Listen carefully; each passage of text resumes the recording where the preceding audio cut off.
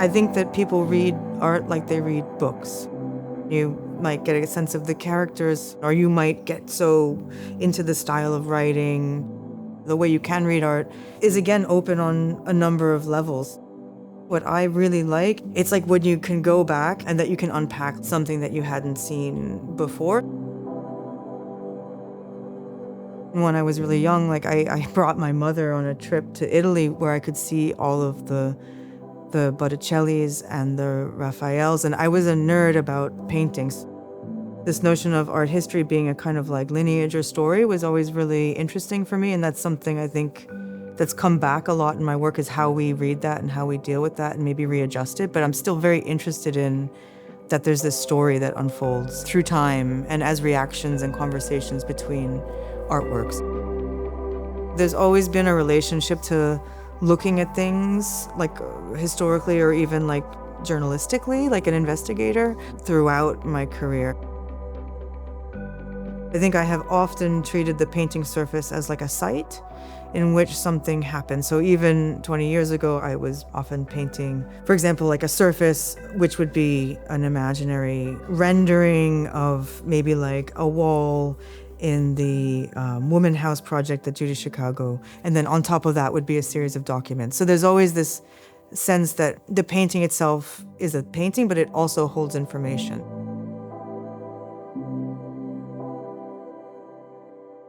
Architecture comes in to my work as a device, either within the sort of structure of the painting itself. So for example, the silkscreen is the architecture that frames the device of the gestural painting. But also when I show work, oftentimes is an architectural device on which paintings are hung.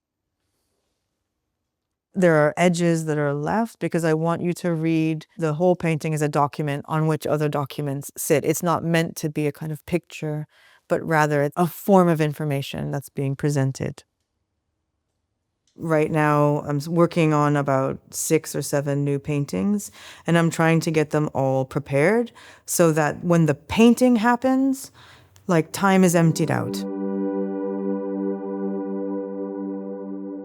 It's really a non-thinking space when a painting happens. And then there'll be a reaction, which is like, once that's dry and you take a look at it, and then you go back and you do another set of decisions and what's working and what's not. The emptying out of like thinking is a very important aspect.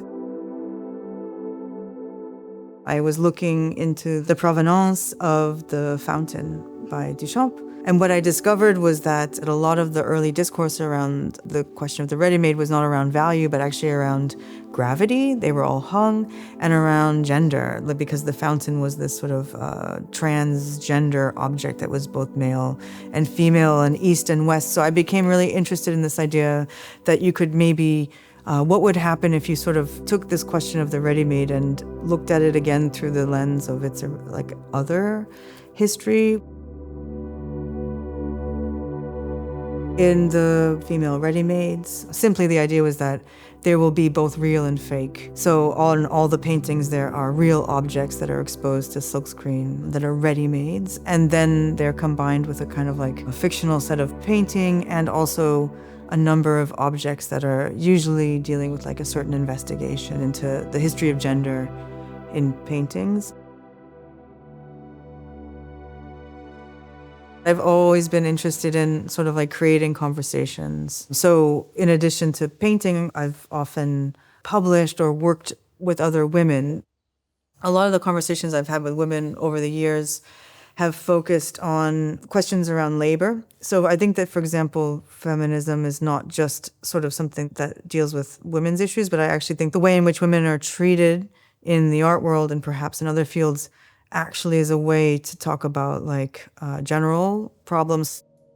The art world is probably one of the worst fields for females generally still. I mean, even though things are shifting, most women are like on average around 10% of the value of their male colleagues, which I think is like shocking.